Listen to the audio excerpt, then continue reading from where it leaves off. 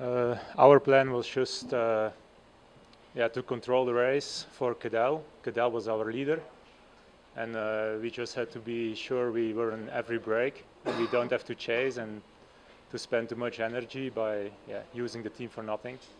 And we did great. We were in all breaks with 2 guys, I think, so that was good.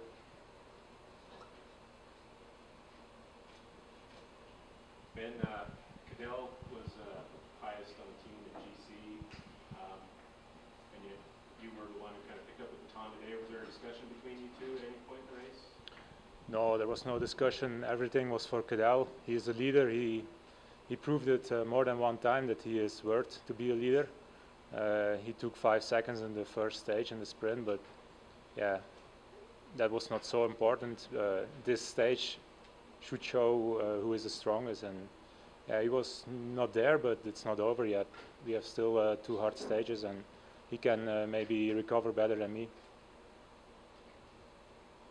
Chris, how frustrated are you right now with the form or the lung infection that you had at the tour? You mean that I have? First off, Danielson did a good ride. I don't know if I could have gone faster than I went today or not. The actual climb itself, I didn't seem to be affected too much from the bronchitis. I could feel it a little bit earlier in the stage. Feel it a lot in yesterday's stage, but maybe there's more smog down there or something. So that was effect. But more of the problem is just I'm on multiple different cold medications, and so maybe it has a little effect here or there on the form. But clearly, it was good power up the climb today, so I can't complain much, and I think I'm on the right path to go win the Vuelta again. So for me, I'm happy. You say you're on antibiotics? I'm on everything.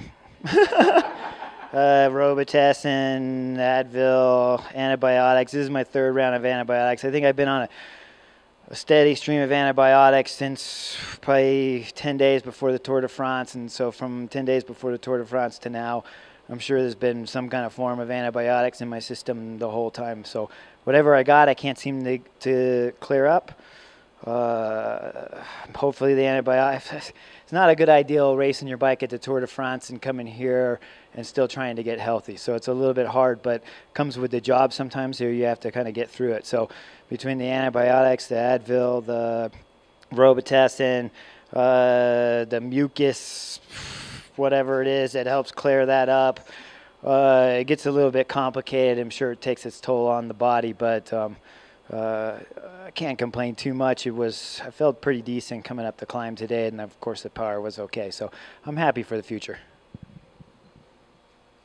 All right, Tom's here. Thank you. We have 1, 2, 3, and Brad Soner. And gentlemen, you talking to the microphone? Talk up a little. I don't think it's working. Well, no, it's for TV, but for the rest of us, you're right. Your natural voice is what we listen to. So thank you. Brad? First off, talk about your ride today. You mentioned on the podium that it wasn't quite perfect. It seemed pretty good to us. Tell us what went wrong out there, what you would have rather seen.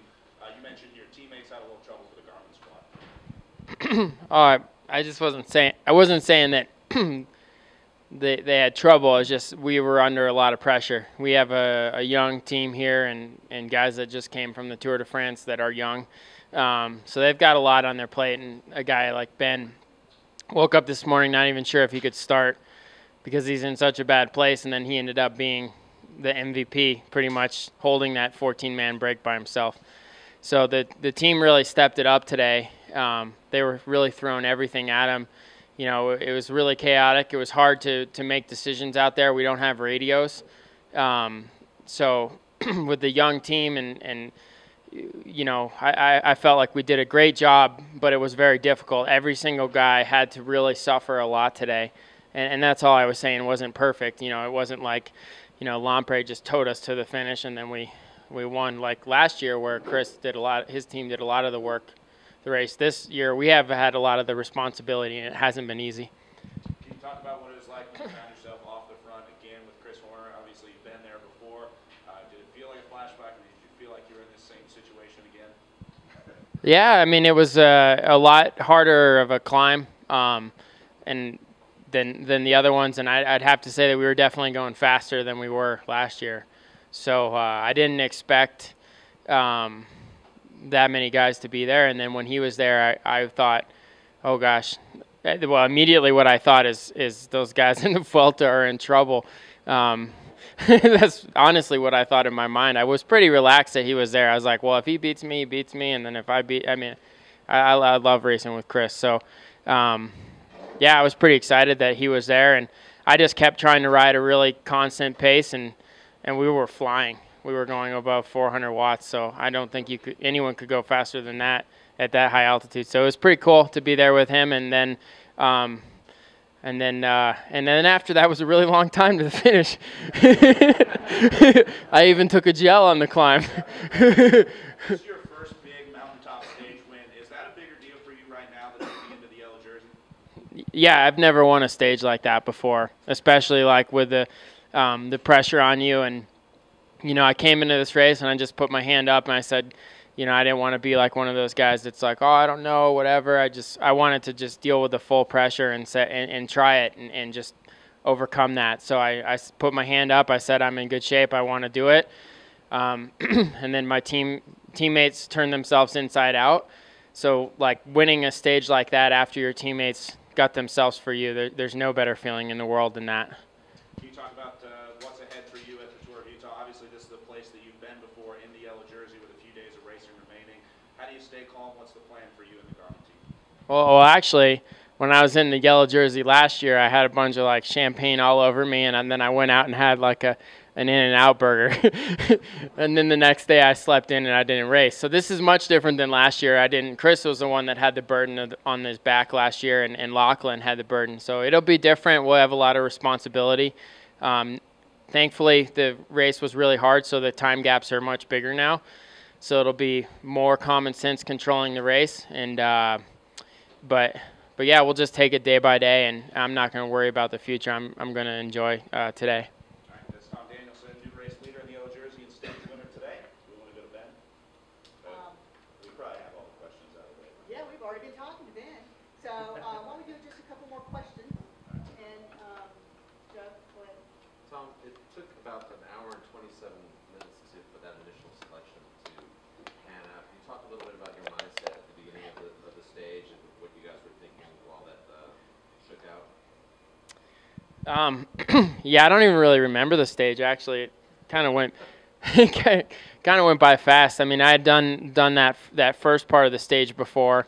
But first off, I've got to say hats off to Tour of Utah for really putting a complex race route. I mean, you could just have us ride like other races, you know, 170K and then straight up a mountain, but they really threw it all at us, you know, and really good for the spectators doing all the loops, and people could watch us at the start and then watch us at the finish. And so a lot of respect to Tour of Utah for being creative and throwing a lot at us. And yeah, of course, in the meeting this morning, we knew that it was going to be really difficult, especially with BMC, because they had so many guys high up on GC.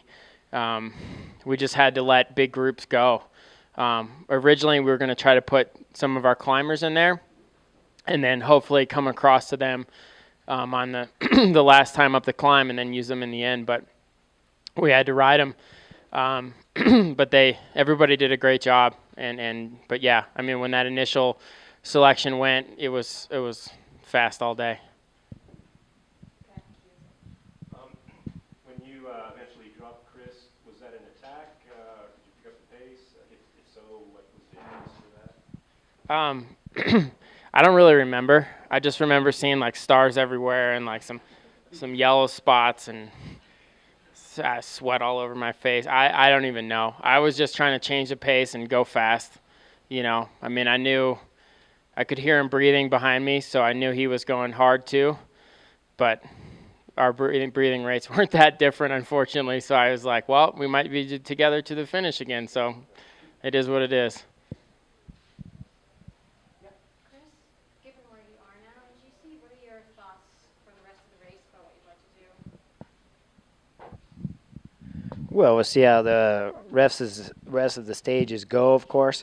Danielson's clearly climbing the best in the race today, and I'm sure we'll be in the future too, in the future stages. So we'll see if there's some tactics or play out or something like that. But basically, you'd have to get isolated on one of the stages where there's a little more advantage sitting on. Today there was tailwind going up the climb, so it was much different than what you saw last year at Snowbird. I know on TV it looked the same, but it's completely different on the road than what it was from last year.